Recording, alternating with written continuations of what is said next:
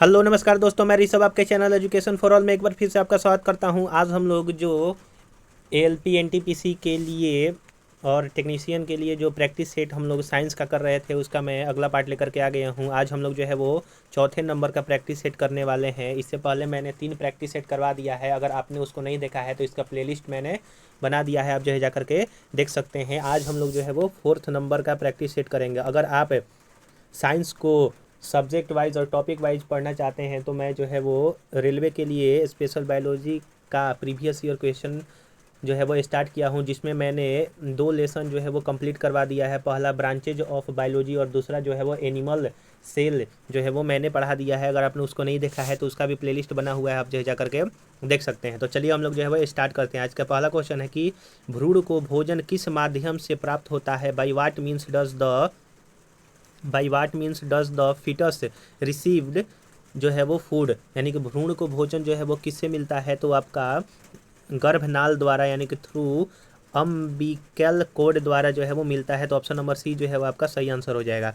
अगला है कि विटामिन सहायता नहीं करता है, तो जो आपका विटामिन है वो किस में सहायता नहीं करता है, तो in the formation of enzyme in tissue, यानी कि ऊतकों के एंजाइम के निर्माण के लिए विटामिन जो है वो सहायता नहीं करता है। रोगों से रक्षा करने के लिए विटामिन सहायक करता है। उपापचय में आवेजक आवेजक के रूप में करता है, वहीं पाचन क्रिया में जो है वो करता है। तो ऑप्शन नंबर बी सही आंसर हो जाएगा।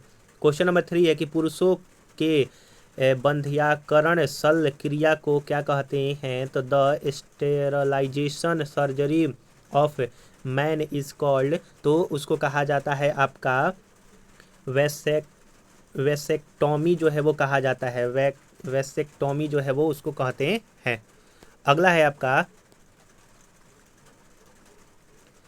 क्वेश्चन नंबर 4 है, वही महिलाओं की अगर बात करेंगे तो महिलाओं में जो ये सर्जरी होता है उसको कहा जाता है हिस्टोरोटॉमी जो है वो कहा जाता है, जिसमें आपका ऑपरेशन करने के बाद जो यूट्रस होता है उसको जो है वो मतलब कि निकाल लिया जाता है। आप ये याद रखिएगा, जो जिसको जो है वो हिंदी में बच्चेदानी कहा जाता है उसको निकाल दिया जाता है। अगला है कि कैंसर से लड़ने के लिए कौन सा जानवर उपयोगी होता है, तो which animal is useful for fighting cancer, तो वह आपका स्टार फिश जो होता है वो कैंसर से लड़ने के लिए जो है वो होता है। सांपों का जो वैज्ञानिक नाम है, स्नेक का वैज्ञानिक नाम जो है वो सरपेंटस कहलाता है। वही बंदर का वैज्ञानिक नाम जो होता है वो मास्का फैसिक्यूलर कहते हैं। वहीं आपका मछलियों का वैज्ञानिक नाम जो होता है वो आपका वर्टेब्रेटा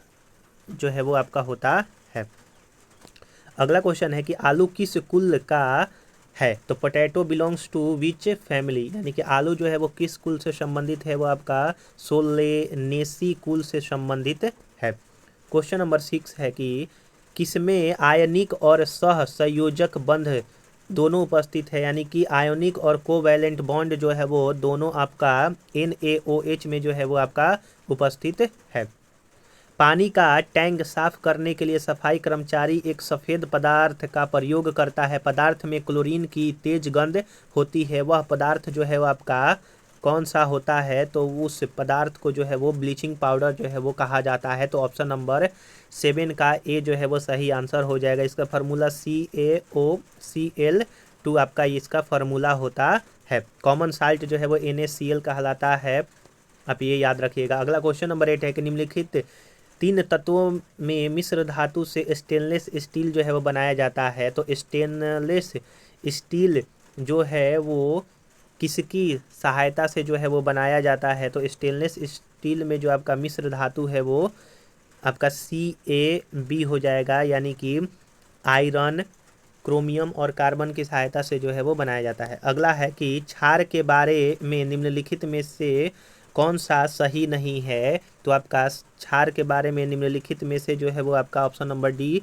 सही नहीं है कि धातुओं और बाइकार्बोनेट के साथ अभिक्रिया करके H2 और CO2 और लवण देता है, यह गलत है।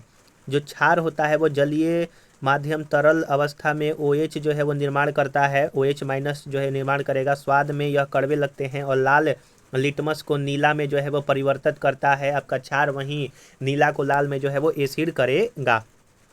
अगला क्वेश्चन है कि 1 बिलियन में पानी की 320 ग्राम मात्रा में 36 ग्राम लवण है तो द्रव्यमान प्रतिशत के अनुसार द्रव्यमान के संदर्भ में विलयन की सांद्रता कितनी होगी? तो ऑप्शन नंबर 10 जो है उसका सी नंबर हो जाएगा कि 10.11% जो है आपका सही आंसर हो जाएगा।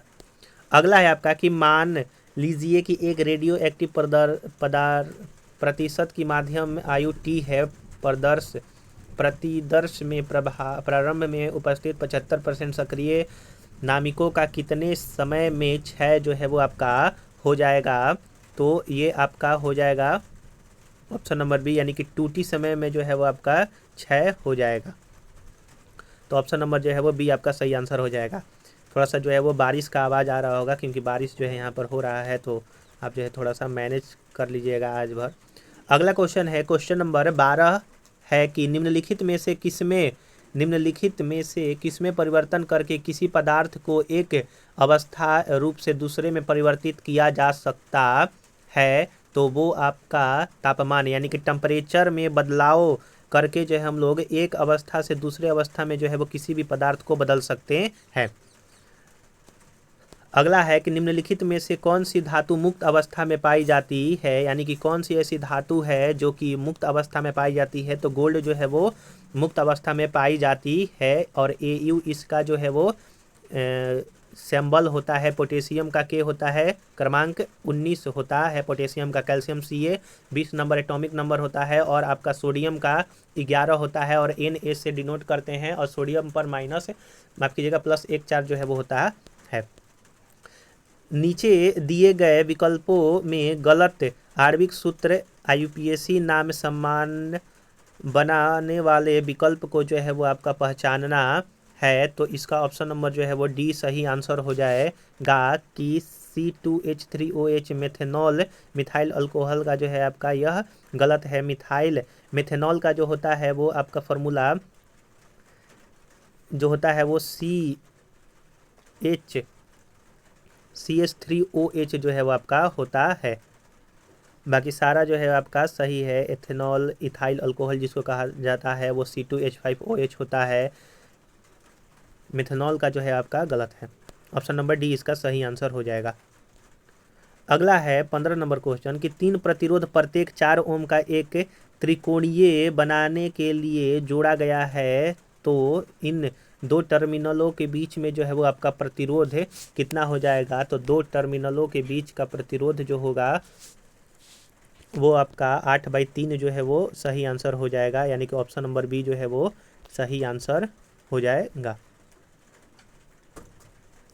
अगला क्वेश्चन है आपका 16 नंबर कि हम लोग सूर्य को वास्तविक सूर्य उदय से पहले एवं सूर्य अस्त के बाद देख सकते हैं, इसका कारण जो है वो आपका क्या है? तो इसका कारण जो है वो रिफ्रैक्शन के कारण हम लोग जो है वो वास्तविक सूर्य उदय से पहले हम लोग सूर्य को देख लेते हैं और सूर्य अस्त के बाद से पहले जो है हम लोग इसको देख लेते हैं। तो वो आपका रिफ्रैक्शन के कारण होता है। रिफ्रैक्शन के कारण अगर बाल्टी में कोई सिक्का डला हुआ है तो वो ऊपर जो है वो दिखाई पड़ता है।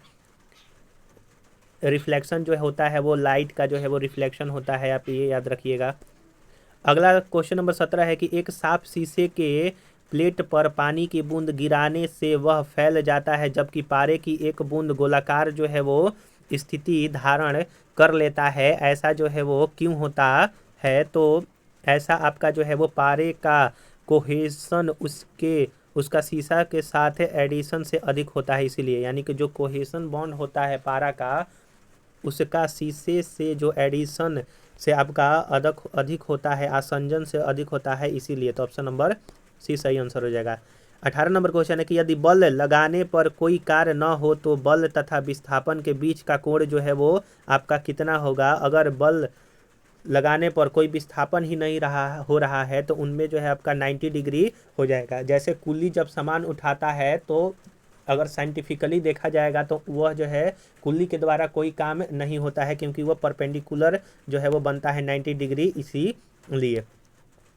1 वाट आवर जो है वो किसके बराबर होता है? तो 1 वाट आवर 3.6 × 10⁻³ जूल के जो है वो बराबर होता है।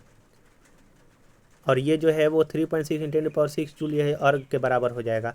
1 अर्क के बराबर। क्वेश्चन नंबर 20 है कि किसी वस्तु का संवेग 5 सेकंड में 40 किलोग्राम मीटर प्रति सेकंड तक बढ़ाने में कितना जो है वो बल आपका लगाना पड़ेगा। तो इसका फॉर्मूला होता है P बराबर mv। तो P बराबर जो है वो आपका mv फार्मूला से जो है हम लोग जब निकालेंगे तो इसका ऑप्शन नंबर जो है वो C आ जाएगा, यानी कि 8 न्यूटन। देखिए P बराबर m और v जो है वो निकालना है, तो फोर्स जो है इसमें निकालना है, तो आपका मोमेंटम जो है वो दिया हुआ है, इसमें जो है फोर्स आपका 8 न्यूटन जो है वो सही आंसर आ जाएगा।